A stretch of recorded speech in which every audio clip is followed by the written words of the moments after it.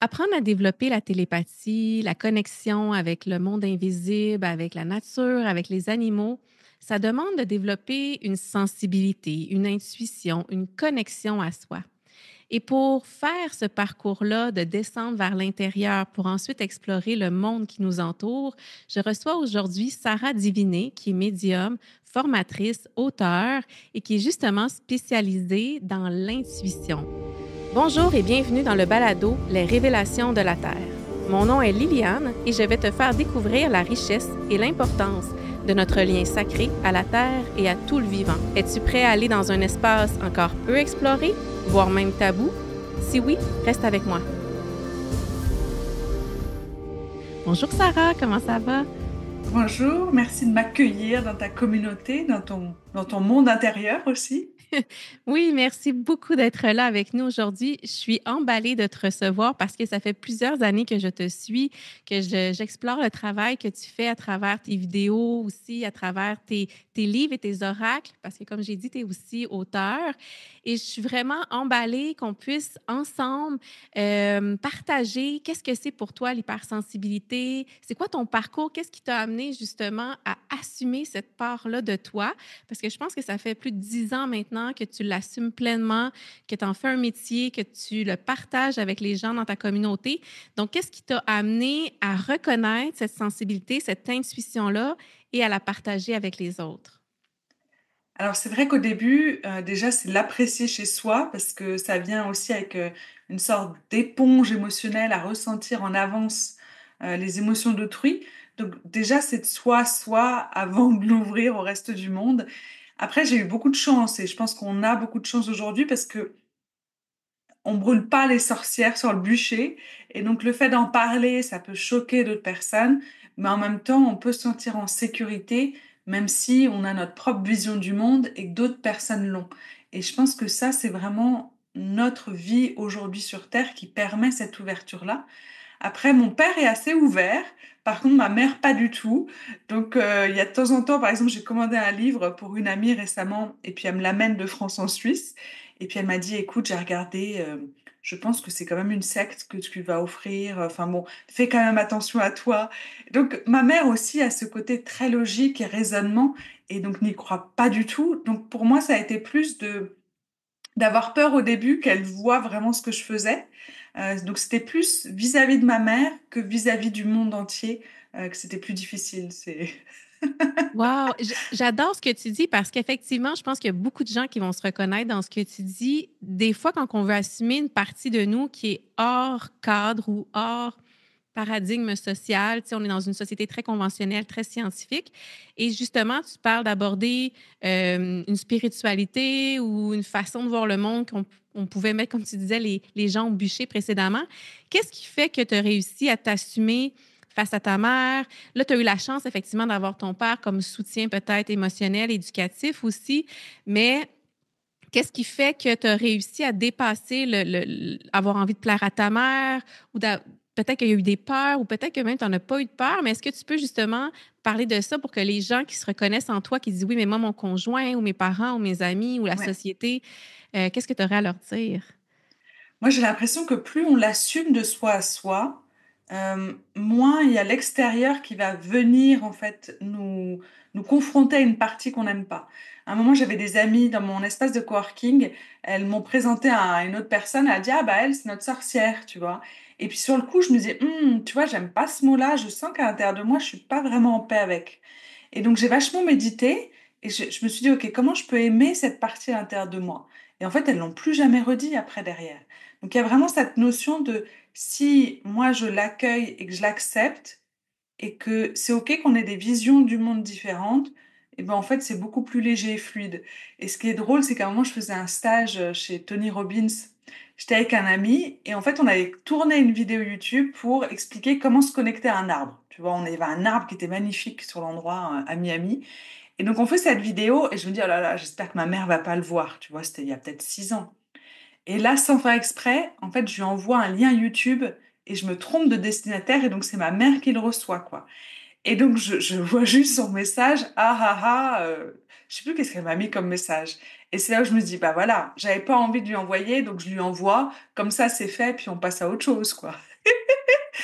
Mais ce que j'entends de ce que tu dis, c'est que tu étais déjà construite intérieurement au niveau de ton identité ou de ta valeur personnelle ou de ton estime de toi, mais c'est peut-être pas tout le monde qui a cette capacité-là à dire, peu importe si je suis rejetée, aimée, pas aimée, jugée, le regard, finalement, on peut être perturbé par le regard de l'autre, par les commentaires. Moi, ce que j'entends, c'est que oui, tu avais peut-être peur de le transmettre à ta mère, mais tu avais une construction intérieure qui était déjà solide. Qu'est-ce qui t'a amené à dépasser l'envie de plaire ou de convenir à ta mère? Mais je pense qu'il y a quelque chose qui va au-delà. C'est-à-dire que c'est comme si on ose avancer. Moi, je sais que connecter à mon âme, c'est comme si elle me guide. Et donc, elle va me guider. Il y a peut-être des défis, il y a peut-être des challenges, il y a peut-être des trucs dans la vie qui vont pas marcher. Mais c'est comme si cette force-là, elle nous guide à avancer. Et donc, c'est comme s'il y a une porte qui s'ouvre, on accueille. Moi, j'ai mis quand même pas mal de temps, tu vois, jusqu'à mes 21 ans, on va dire, je recevais pas des messages super clairs. Et donc, il s'est passé une séparation, j'ai dû arrêter mon boulot, retourner vivre chez mon père. Et donc là, ça a été vraiment en fait, il faut que mon esprit soit calme pour recevoir des messages de mon âme. Tu vois, ça a été le plus grand truc. Et à ce moment-là, j'avais fait une école de commerce et puis j'étais là, mais qu'est-ce que je fais? Moi, je veux contribuer au bien-être d'autrui. Est-ce que le marketing, c'est vraiment pour moi? Tu vois, j'avais plein de questions comme ça. Mais c'est vraiment le moment où je me suis dit, tiens, l'important, c'est d'être en paix et de se connecter à son âme. Et le reste, si je suis toujours connectée à mon âme, peu importe les défis, tu vois, ça ira et je trouverai le chemin.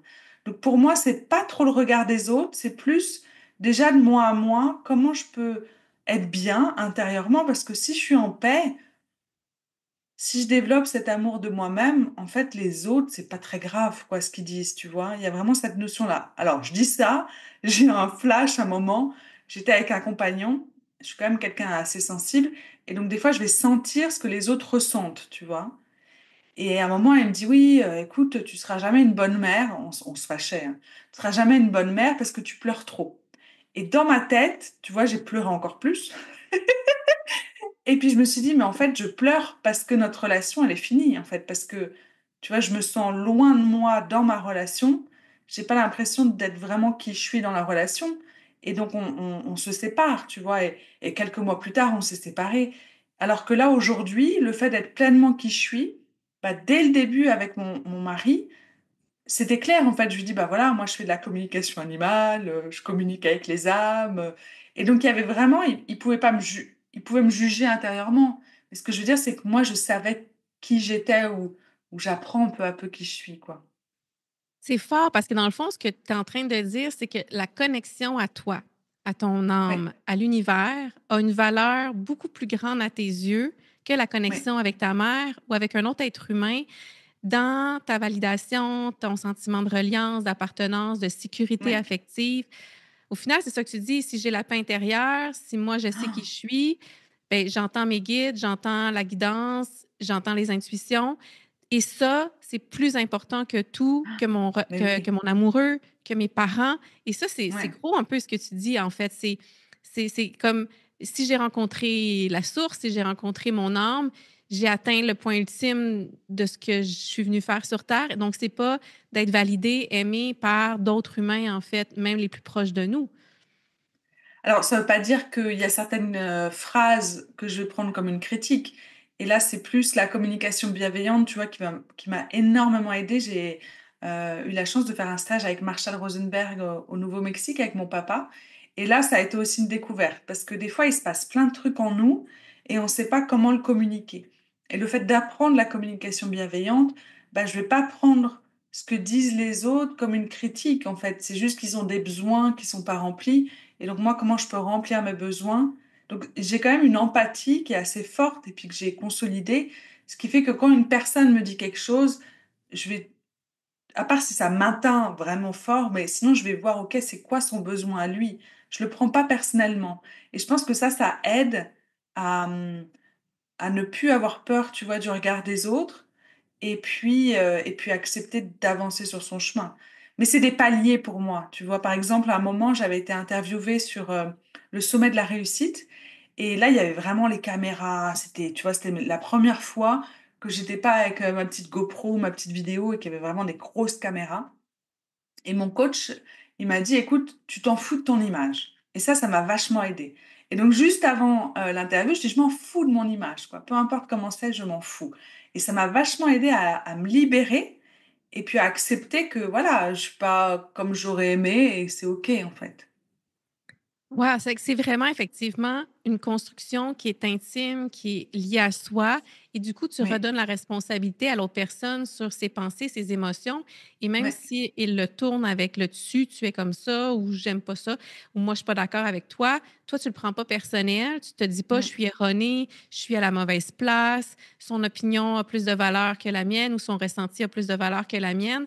Tu es vraiment capable de dire: «Est-ce que moi, ça me parle ou pas?» Des fois, oui, des fois, ça va venir te chercher. À ce moment-là, tu vas méditer, mais sur toi, mais sinon, tu es capable de faire la part des choses. Puis, comme tu as dit, c'est le besoin de l'autre qui est en train d'exprimer à travers son attaque ou son jugement ou peu importe. Mais ça oui. demande de se connaître, d'être capable de dire, dans mon curseur intérieur, est-ce que je suis d'accord avec ce qu'il dit? Est-ce qu'il a raison? Est-ce que j'ai raison? Tu sais, il y a quelque chose qui peut aussi avoir un moment de latence. Des fois, je dis un moment de latence où ton petit curseur, ta petite boussole intérieure, elle cherche le centre. Mais une fois que le centre est trouvé, je pense que tu as sûrement plus de confiance en toi. Mais est-ce que des fois, tu le sens, cette petite phrase, cette phase de latence en disant, est-ce que c'est valable ce qu'il dit ou pour moi, pas du tout, du coup, je le prendrai pas personnel? Oui et puis là, le fait d'être, maman pendant la grossesse, ça a changé ma relation avec mon mari et puis quand le bébé est venu, parce que j'étais plus fatiguée et moins centrée et donc des fois, je prenais personnellement des trucs et ça m'énervait et donc ce qu'on s'est dit, c'est moi, je sens qu'à partir du moment où je suis pas en paix, tu vois? Donc j'ai toujours, comme tu dis, ce curseur. Si je suis à 4 sur, 10, tu vois, ça passe, mais à 5 sur 10. Enfin, pardon, c'est l'inverse. Quand je suis à 4 sur 10, je me dis: «OK, pause, on arrête la conversation et là, je vais prendre soin de moi». Parce que c'est important pour moi de communiquer que quand je suis en paix ou si je suis pas en paix, dire: «OK, on fait une pause, on s'arrête là et après on reprend». Sinon, bam, ça explose et puis là, ça sert à rien, quoi. Donc pour moi, il y a quand même ce niveau de paix intérieure qui est important et qui me permet de dire: «OK, est-ce que je peux être dans l'accueil et voir quel est le besoin de l'autre personne qui me parle mais si moi, je suis pas assez en paix ou que je suis trop fatiguée, bah, en fait, là, je prends d'abord soin de moi, quoi et de mes besoins. Donc, dans le fond, toi, tu es capable de reconnaître que tu peux avoir des besoins différents de ton conjoint ou de ta mère, qu'on peut être différent, mais être à l'écoute de l'autre, mais que finalement, ce sentiment d'amour, d'appartenance dont les humains ont tellement besoin, chez toi, tu as réussi à trouver une façon de le sentir, même si tu dis, on pense pas pareil, on n'a pas les mêmes besoins, on n'a pas les mêmes valeurs culturelles, les mêmes valeurs spirituelles. Est-ce que c'est ça un peu? Est-ce que tu as trouvé cette paix-là de dire, je sais être à l'écoute des autres ou d'aimer les autres et je me sens aimée même si on est différent? Bah, je me sens surtout aimée parce que c'est moi qui ai cet amour ou cette source d'amour en moi. Si je m'aime pas, je vais toujours être à la recherche de reconnaissance et d'amour. Mais pour moi, c'est un chemin, c'est-à-dire que ça j'ai jamais quand j'étais ado, je pense que j'étais beaucoup plus dans le regard des autres, des amis, des copines, de ce que pensait ma famille. Mais c'est comme si de plus en plus, je fais plus confiance à mes perceptions que ce que les autres disent. Et c'est comme s'il y a cette force et cette guidance intérieure qui me dit, OK, ouvre cette porte-là et vas-y, quoi. Mais ça ne veut pas dire que je demande pas d'aide sur mon chemin, tu vois, ça reste différent. Ma mère, quand je me suis lancée à mon compte, elle m'a dit, mais dans 6 mois, quand tu chercheras du travail, tu retrouveras en marketing. Et je dis: «Ah non maman, l'objectif c'est que ça soit mon métier». Mais en même temps, dès que je la voyais, elle me disait: «Écoute, est-ce que tu as besoin d'argent? Je suis là pour toi». Donc c'est sûr qu'elle était toujours présente pour moi, même si elle n'avait pas compris vraiment qu'est-ce que je faisais ou qu'est-ce qui se passe. Et à un moment, j'ai eu un gros coup dur, dans mon appartement et là, j'étais là: «Bah OK, je vais demander de l'aide à ma mère pour qu'elle m'aide à me soutenir». Donc on a des chemins différents, mais cet amour, il est quand même beaucoup plus fort Mmh. que quelles sont nos croyances sur la vie. Chacun a une croyance différente sur la vie et on peut s'aimer, on peut passer du bon temps, on peut s'amuser, même si on a une croyance différente de qu'est-ce qui va se passer après la mort. C'est surtout ça, je pense. Wow, c'est très puissant ce que tu dis parce qu'effectivement, on a beaucoup tendance, les humains, à se sentir aimés quand on est reconnu, quand on est validé, Oui. quand on est avec nos pairs, ceux qui nous ressemblent, qui pensent comme nous.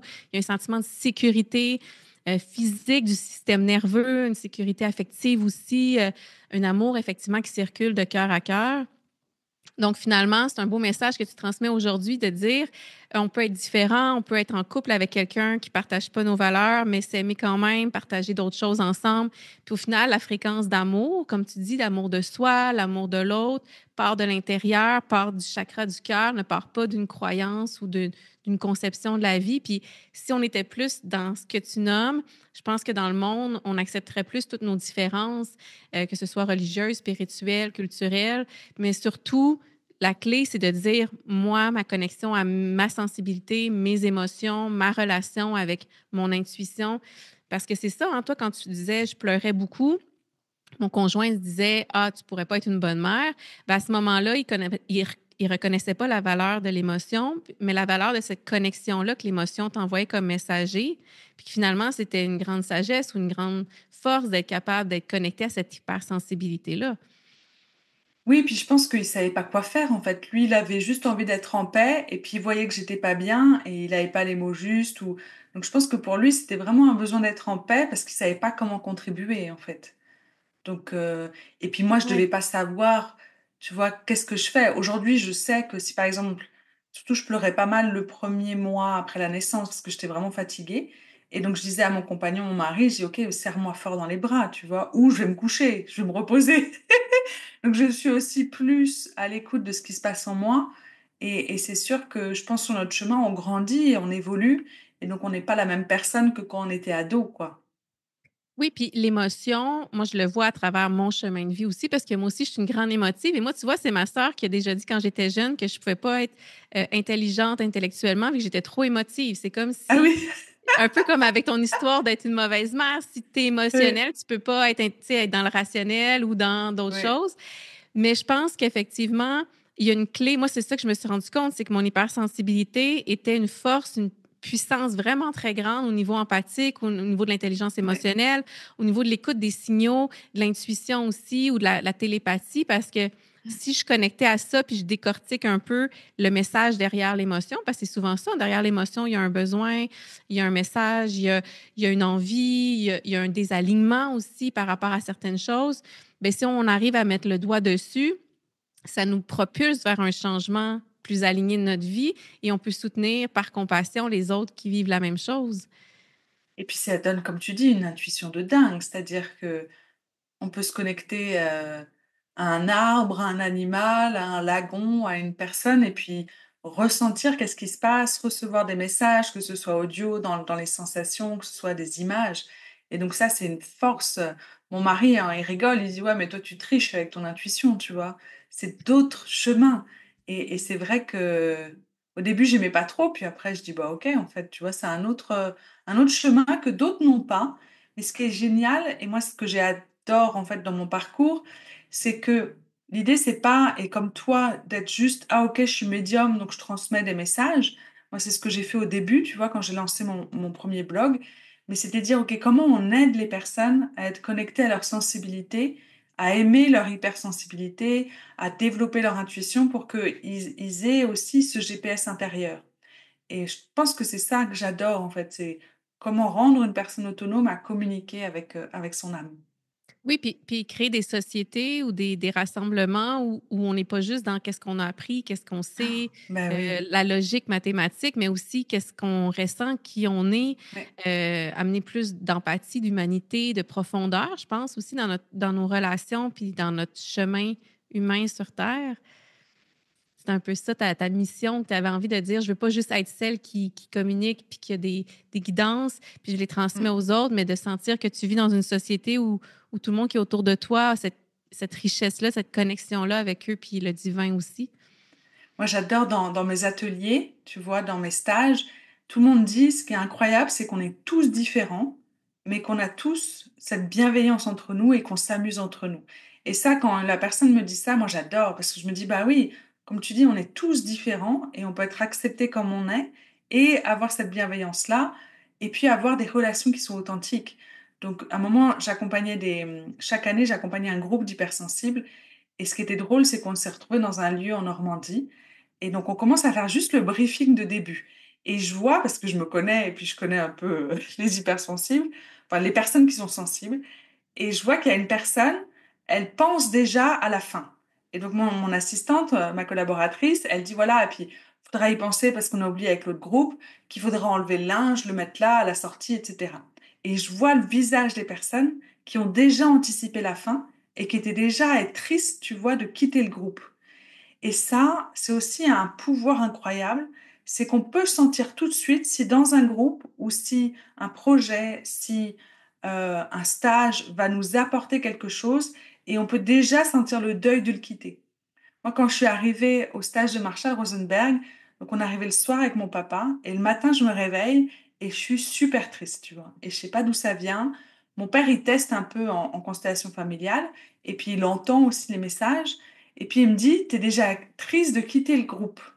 Et je suis là, mais le groupe, je le connais pas, tu vois. On vient juste de les rencontrer hier soir.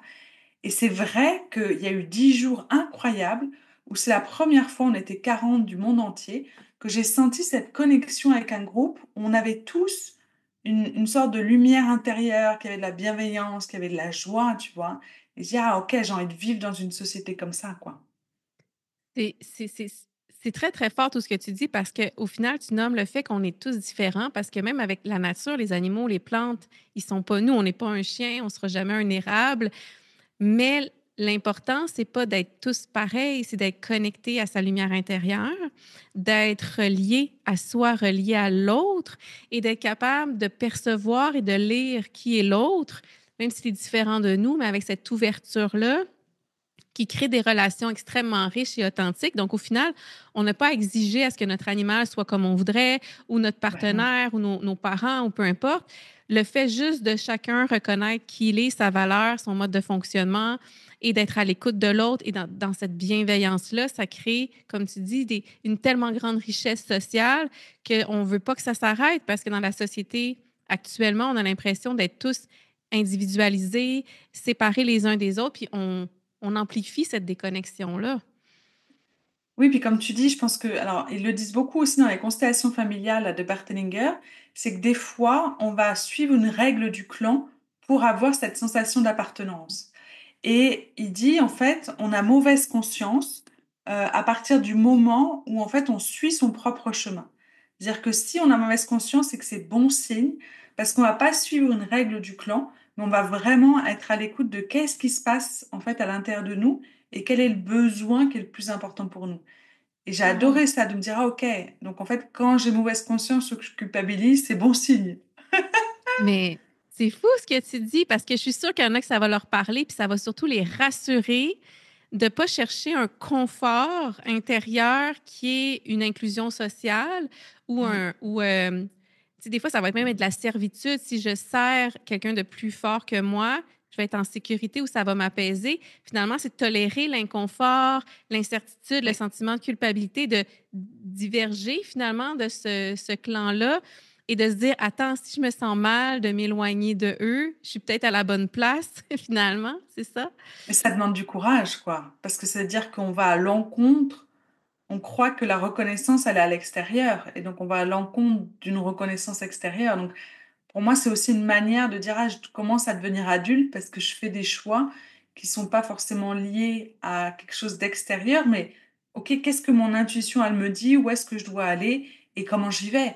Après, je communique avec les autres et je leur partage, mais il y a vraiment cette sensation de, il y a quelque chose qui pulse à l'intérieur de moi et je suis ce qui pulse et j'ai la foi et j'ai confiance et je pars à l'aventure et je sais pas qu'est-ce qui va se passer et c'est un côté waouh, quoi. Ça donne, on a tout le goût de se lever puis d'avancer. Avec tes mots, il y a une énergie de mouvement, il y a une énergie de relâchement, de confiance, de certitude dans sa petite voix intérieure, dans son aliment qui est juste parce que, oui, tu parlais des constellations familiales, puis je pense que dans cette approche-là, on parle de loyauté aussi. Oui. Donc, s'il y a une penchante qui n'est pas dans l'amour ou qui peut être distorsionnée, on peut avoir tendance à ne pas vouloir sortir du lot puis d'honorer une vérité ou une valeur qui est différente par loyauté. Donc, c'est peut-être un Oui. peu pour ça que tu dis qu'il peut y avoir une culpabilité, mais en même temps, c'est la voie à suivre. C'est ça. Et si par exemple, je sais pas, on dit faut que tu élèves tes enfants dans la foi de Jésus parce que toute la famille, elle est chrétienne. Il faut que tu le sentes aussi à l'intérieur de toi. Est-ce que c'est quelque chose que tu as envie de faire ou c'est quelque chose que on t'a imposé à l'extérieur et que tu as envie de te séparer? Mais si c'est le cas, ça demande beaucoup de courage parce que ça va à l'encontre, en fait, de toutes c'est pas forcément des valeurs, mais une règle du clan. Et je pense que ça demande du courage mais ça peut être un truc plus minime, c'est-à-dire tes parents, ils ont été salariés toute leur vie, et puis toi, tu te lances dans l'entrepreneuriat, et puis ils sont là, mais qu'est-ce qui se passe? Qu'est-ce que tu fais? Et donc, ils vont projeter leurs peurs, leurs doutes et leurs questions sur toi. Et donc, c'est sûr que toi, tu as un peu de pression, mais en même temps, ça te motive à avancer. Pour moi, notre âme, elle a choisi le parfait environnement, les parents qu'il fallait, l'endroit qu'il fallait, le timing qu'il fallait pour découvrir quelque chose sur elle. Mais elle le découvre uniquement quand, en fait, on sort de cette zone de connu. Et c'est important de partir dans cette aventure-là pour découvrir un peu plus qui on est, quoi. C'est de l'évolution, j'ai l'impression, ce que tu nommes, c'est de dire, je cherche pas à convenir ou à rester comme à l'horizontale, dans quelque chose de déjà installé dans la famille ou dans les Oui, croyances, mais j'innove ou je me transforme ou je fais évoluer mon âme et par le fait même, ça va faire évoluer peut-être toute la famille ou la oui, société. Donc, il faut des gens qui suivent cet élan-là, même si ça demande effectivement comme de l'audace, du courage, comme tu dis. C'est oui. vraiment une des clés d'évolution de notre âme et de la société, j'imagine. Et ça, pour le savoir, pour moi, c'est la joie. Parce que la joie et l'intuition, elles sont toujours liées. Donc, s'il y a un moment où vous hésitez entre deux chemins et puis il y en a un, quand vous vous connectez, ça vibre de partout, ça pétille, là, c'est important d'y aller. À un moment, j'étais dans un stage et puis à la fin, la personne met de la musique et puis on danse juste pour se laisser aller, quoi. Et à un moment, j'entends un chant et là, tout mon corps se met à vibrer. J'ai les larmes qui coulent, j'ai du mal à respirer parce qu'il y a plein d'émotions. Et puis je vais voir mon coach et je lui dis, mais qu'est-ce que c'est que cette chanson, quoi? Et il me dit un truc incompréhensible. Il me dit, oui, tu te reconnectes avec ton peuple d'eau. Moi, j'étais à Paris, j'étais dans un petit appart. Enfin, il n'y avait rien à voir avec mon peuple d'eau, tu vois. Et puis après, je regarde et c'était Ojasvin et Waimania, ces deux chamans maoris qui viennent de Nouvelle-Zélande. Et je regarde, je me dis, OK, il y a un appel où j'ai envie d'aller les voir, mais pas juste une journée, de découvrir vraiment leur culture. Et puis je regarde les dates, ça correspond pas, je partais à La Réunion, c'était pas possible. Mais genre 6 mois plus tard, je repense à eux, et là, tout mon corps se remet à vibrer. Et je me dis, OK, je vais regarder qu'est-ce qu'ils font. Et là, je vois que 7 mois plus tard, ils organisent donc une immersion qu'ils font chaque année en Nouvelle-Zélande de 10 jours. Et là, je sens que ça pétille de partout, j'ai plein de joie. Et je me dis, OK, je pars là-bas, à l'autre bout du monde, je quitte la Réunion, et puis j'ose partir dans cette aventure-là. Et je l'ai fait, c'est pas le courage, c'est juste parce qu'il y a une vibration de joie qui est tellement forte qu'on sait que c'est cette direction-là, même s'il y a plein de peurs en fait qui viennent avec j'aime pas voyager seule, j'ai du mal à aller au cinéma toute seule, à boire un café toute seule, tu vois, mais dire non, non, ok, je pars toute seule. Et puis derrière, je me suis dit, ok, j'en profite pour faire un petit tour du monde. Donc j'ai fait l'Océanie et l'Asie pendant 5 mois. Mais tout ça, c'est juste une force intérieure qui nous pousse, mais qui nous apporte tellement de joie que c'est OK en fait et on ose y aller quoi. C'est intéressant. Donc, ça, je trouve que c'est une belle clé de dire aux gens, justement, quand il y a ce courage-là que ça prend parce qu'il y a des résistances, des peurs ou des gens qui ne Oui, seront pas, eux, dans la joie de nous voir partir en c'est clair. Nouvelle-Zélande ou se lancer en affaires ou peu importe. Mais de dire, OK, moi, ma clé intérieure, c'est la joie. Si c'est la joie, peu importe Oui, l'émotion de l'autre, ça lui appartient. Si moi, mon émotion à moi, c'est la joie, je suis à la bonne place. As-tu oui. d'autres clés comme ça que tu pourrais dire aux gens pour qu'ils puissent se dire, OK, ça, c'est la guidance qui est la bonne pour moi, peu importe ce que les gens autour ils disent? Ce qui est important, c'est déjà de revenir dans un espace de paix intérieure.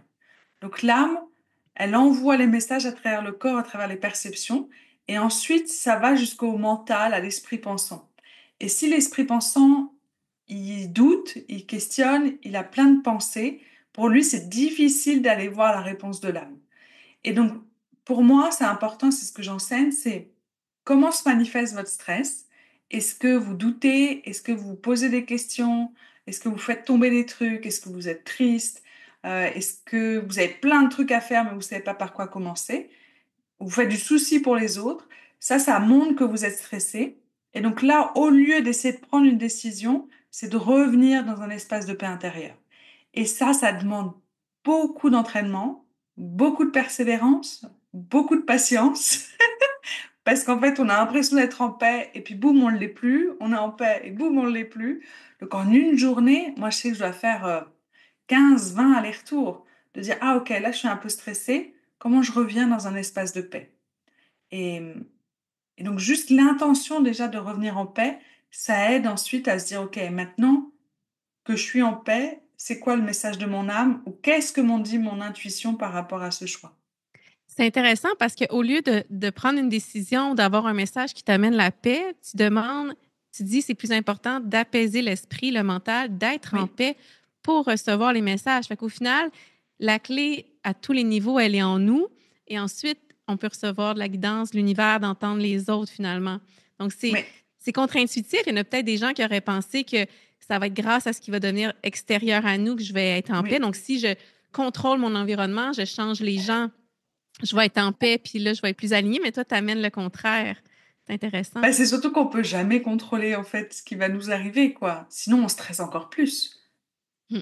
Et puis on remarque les gens, et puis moi je remarque aussi, euh, quand il y a un truc qui m'énerve, tu vois, quand c'est pas la bonne place, quand il y a quelque chose qui va pas dans la maison, on va dire, ah ok, pause, là ça veut dire que je suis stressée. Comment je reviens en paix? Je peux ranger bien sûr, mais l'idée c'est de revenir en paix dans cet espace, et c'est dans ce silence intérieur que mon âme, j'arrive à plus l'écouter clairement. Oui, donc se déposer dans ce brouillard-là, dans cette tempête-là, créer un Oui, espace de calme et de paix, d'entendre aussi les mécanismes ou qu'est-ce qui a créé cette peur-là et d'agir dessus après. Donc, effectivement, il y oui, a un lâcher-prise avant une reprise de pouvoir sur les événements ou sur soi. Il y a d'abord un lâcher-prise puis une reconnexion dans un espace du oui. cœur qui est sécurisant finalement. C'est ça, et puis on le dit souvent, mais quand il y a un problème, il y a une certaine vibration qui va être basse. Et en fait, pour que je trouve la solution, il faut que je change de vibration. Donc ça peut être une vibration de paix, une vibration d'amour, de connexion. Par exemple, quand on se promène dans la nature, tout de suite, on a l'impression d'être connecté à ce qui nous entoure, et poum, ça ramène de la paix, et après, on trouve la solution. Donc des fois, c'est juste d'aller faire un tour dehors et de marcher, et puis s'asseoir à côté d'un arbre, de regarder le ciel, de regarder le soleil, les nuages qui passent, ou la nature autour de nous, et hop, c'est comme si on se rappelle qu'on a un être divin, qu'on est connecté à quelque chose qui est plus grand, et ça nous amène dans une autre vibration, et là, on peut trouver notre solution. C'est vrai, mais c'est intéressant que tu fasses le pont avec la nature parce que la nature peut effectivement servir d'environnement méditatif, d'environnement de Ouais. connexion à soi, d'écoute de soi. Mais quand on fait de la télépathie avec des arbres, bien, il faut déjà avoir trouvé cet espace-là intérieur de Oui, calme parce que sinon, on risque de s'entendre soi plus que d'entendre l'arbre. Mais l'arbre peut nous aider à nous recentrer, à nous ancrer pour après entendre son message à lui, puis répondre oui. à peut-être à son besoin s'il fait une demande particulière. Est-ce que ça t'est déjà arrivé justement d'entendre le message d'un arbre et de faire la différence entre une intuition, un message pour toi, puis un message qui vient vraiment de lui? Alors, c'est vrai que dans un de mes derniers oracles, l'esprit de la nature, moi, j'adorais, c'était me connecter, donc par exemple à un arbre ou à une constellation, ça j'avais jamais fait, ou un animal. Et là, moi, je reste en silence. C'est-à-dire qu'il y a au moins 1 ou 2 minutes de connexion. C'est-à-dire que je n'ai rien. C'est le silence absolu. Par contre, c'est comme si je laisse infuser un sachet d'infusion, tu vois. Il faut laisser le temps que ça s'infuse. Et après, moi, ce que j'aime bien, c'est transmettre un message à l'arbre. Et après, je reçois un message de lui. C'est comme si la connexion est plus profonde. Si moi, je lui transmets d'abord un message, tu vois, c'était un peu bizarre. Mais il y a vraiment cette notion de est-ce que moi, enfin, moi, j'émets l'intention. Je dis, OK, voici un message pour toi ou voici un message pour moi. Donc, le fait d'émettre l'intention et de le dire au début, je sais que le message derrière, il est plus clair, en fait. Mais des fois, au début, c'est juste de l'amour, en fait, qu'on reçoit pour les arbres. Moi, je sais que dans ma résidence, il y avait un arbre que je voyais de ma fenêtre. Ah, j'adorais, j'étais juste émerveillée par lui, je lui parlais. Il y en avait un aussi au début de la résidence. Je lui disais bonjour, tu vois, je touchais un tout petit peu son tronc ou ses feuilles. chanter des petites vibrations dans les mains. Au début, c'est beaucoup d'amour, en fait. C'est pas forcément des messages clairs. Mais après, en s'entraînant et en pratiquant, là, ça devient plus clair comme message, quoi. Oui, c'est intéressant ce que tu dis. Dans le fond, c'est de créer une relation, tu sais, de lui parler, d'être à son écoute, effectivement, comme tu dis, dans l'intention, mais aussi dans la vibration du cœur. Donc, au final, Mm. c'est de recréer du lien. Et le lien, il peut être à différents niveaux. On peut commencer avec une vibration énergétique, une vibration émotionnelle, un sentiment d'appartenance, un sentiment affectif. Et doucement, ouvrir les canaux sensoriels du troisième œil, des capacités psychiques finalement pour entendre des messages. Mais merci de rappeler que c'est vraiment important de se connaître, de se centrer, de s'apaiser, de créer cette relation intime et profonde avec soi avant même de tendre l'oreille Ouais. vers l'extérieur ou vers l'autre pour que cette relation-là soit encore plus juste, pure et faite à partir d'un espace de paix finalement. De paix, puis comme d'amour, quoi, de dire waouh, ok, j'ai cette connexion avec toi. Et l'autre chose, c'est aussi de pas vouloir le changer. Moi, j'avais Mm. une coach, Kishori, qui est canadienne, que j'adorais, enfin que j'adore.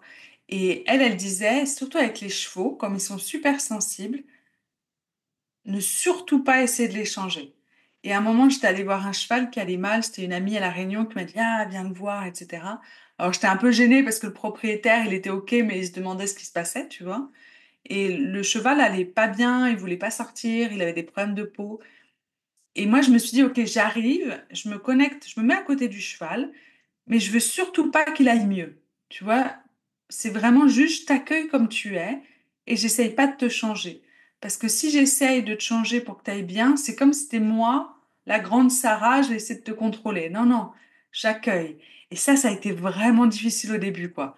Donc j'étais vraiment là en silence. Et puis j'accueillais, je me connectais à lui dans le silence, j'essayais pas du tout de... Ouais, comme s'il n'y avait pas cette notion de vouloir l'aider, tu vois, et c'était difficile pour moi. Et donc j'attends, et puis peut-être 10-15 minutes, tu vois, c'était assez long. Et après, hop, j'ai entendu ces messages. Comme quoi il se sentait seul, qu'il disait, mais c'est quoi ma valeur? C'est quoi le sens de ma vie ici? Enfin, tu vois, c'était un truc super profond, quoi. Et après, on a pu plus échanger ensemble, mais la première étape qui est super importante pour moi, c'est de ne pas vouloir changer l'autre personne et vraiment d'honorer son destin. Oui, puis de le comprendre parce qu'il faut aller en profondeur dans l'inconfort, tu sais, Ouais, pour trouver les clés de qu'est-ce qui l'amènerait à réémerger de cet inconfort-là. Mais effectivement, tu as raison, si on veut tout de suite changer l'autre, on ne le connaît pas, on ne le comprend pas, on ne connaît pas sa ouais. souffrance, on peut interpréter, on peut faire des présuppositions, on va trop vite, comme si il fallait pas qu'il y ait d'inconfort, alors que le temps que tu as pris à dire, là, je veux rien, je veux pas te changer, je veux pas te juger, je veux juste te connaître, voir qu'est-ce qui va pas. Puis à partir de là, on trouvera peut-être des clés ou pas, mais au moins, on aura pris le temps de se rencontrer dans un espace sacré plein d'amour. Ouais.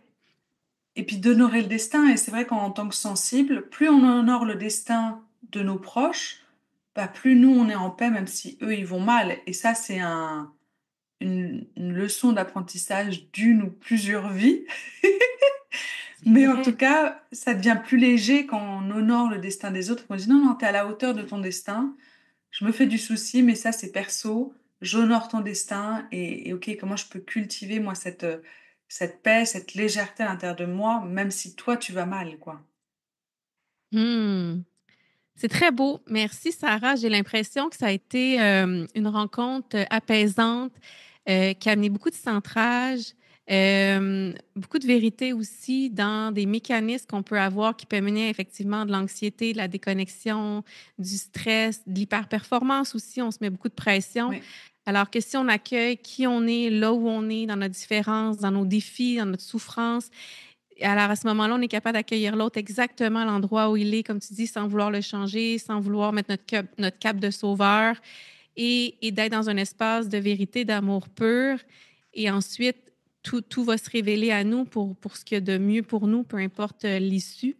C'est vraiment très, très beau. Merci énormément, Sarah, pour ta bienveillance, ta sagesse que tu nous as partagée aujourd'hui, toutes tes petites clés qu'on a envie, en fait, d'intégrer plus souvent dans notre quotidien. En terminant, est-ce qu'il y a un message d'espoir? Est-ce qu'il y a quelque chose que tu aimerais partager à la communauté pour ceux qui sont peut-être déjà sur ce chemin-là depuis quelques années, mais que des fois, il y a des montagnes russes, ou pour ceux qui aimeraient sortir d'un schéma plus traditionnel pour se reconnecter à son unicité, sa différence, sa foi, ses connexions télépathiques. Qu'est-ce que tu aimerais leur dire à ces gens-là? Pour moi, c'est vraiment cultiver la paix et d'arriver à se connecter à soi. Donc moi, j'écrivais beaucoup mes pensées. Après, je fais une pause et je me dis, OK, c'est quoi le message de mon âme? Est-ce que mon âme a un message pour moi? Et hop, là, j'entendais un mot, un deuxième mot. Et donc, s'entraîner à faire ça, à être dans cette paix et rester connecté à soi. euh, Quand on vit un brouillard intense, quand il y a des personnes qui ont pas la même vision que nous, c'est important qu'on soit intime avec soi et donc qu'on écrive pour vraiment se connecter à soi. Et après, pour moi, c'est cultiver la joie, être vraiment dans cette légèreté et d'accepter que même si le monde, à certains moments, va mal, souffre, ok, comment je peux honorer leur destin et le choix de leur âme et en même temps cultiver ma légèreté et montrer un autre chemin, en fait. C'est vraiment, quand je vibre de joie, bah, ça aide plus les gens à vibrer de joie que si je suis triste, en fait, avec eux. Il n'y a pas d'utilité, il n'y a pas de sens, quoi. Bon, ça, c'est... Je dis ça, j'ai Wow. 40 ans, hein. À 15 ans, je pensais pas ça. Mais c'est vrai, puis les enfants, ils l'ont, cette joie-là naturelle d'être dans l'instant présent, même s'ils se sont fait mal il y a 2 minutes, ils reviennent dans C'est l'instant clair. présent, dans cette joie pure-là. Donc, c'est vrai que c'est une clé qui est formidable. Puis, ben, c'est un souhait que je vais transmettre moi aussi Mm. à vous aujourd'hui. Cultiver cette joie-là, peu importe ce qui arrive, même si des fois, on n'est pas toujours là dans notre curseur. C'est un espace sacré qui est haut en vibration, puis qui nous permet d'accepter des fois, comme tu disais, la souffrance des autres ou des changements sociaux qui peuvent nous faire peur, de pas rester dans la peur, en fait, ou dans l'impuissance, mais de cultiver la joie et, comme tu dis, d'oser mettre en action des choses, prendre une voie différente pour amener un changement sur Terre sans chercher à sauver tout le monde. Je pense que c'est ça Mm. aussi la clé. Tu es d'accord avec moi? Oui, oui, exactement. Wow. Merci, Hey, merci beaucoup merci. de partager aussi cette vision du monde où chacun peut vibrer sa propre fréquence et en même temps on peut s'entendre et être dans la bienveillance avec ce côté, ok, chacun a son chemin aussi, quoi, d'avoir les deux. Complètement. Hey, je pense qu'on aurait pu parler pendant des heures. Merci énormément, Sarah. Pour ceux et celles qui aimeraient découvrir le travail de Sarah, ses accompagnements, ses livres, ses oracles, je vous invite à visiter son site internet êtrehypersensible.com. Et s'il y en a d'autres qui veulent explorer davantage toute cette énergie-là, ben, une invitation que Sarah et moi vous lançait aujourd'hui. Connectez-vous à vous-même en nature, écrivez, ressentez votre joie, comprenez-vous. Et plus tout le monde va être connecté à soi-même, je pense qu'on va être plus connectés les uns aux autres dans cet espace de paix et d'amour. Merci, Sarah, énormément. Merci, Au plaisir et bonne bonne fin journée. de journée à tout le monde. Bye bye. Je t'invite à me partager dans les commentaires ce que ça l'a éveillé chez toi. Partage aussi avec tes amis ou toutes les personnes qui te sont chères pour qu'on puisse les guider vers une meilleure reconnexion avec la nature et les animaux. Abonne-toi pour qu'on soit encore plus nombreux à marcher sur ce chemin. Je suis vraiment honorée de t'avoir avec moi sur ce balado et je te dis à bientôt.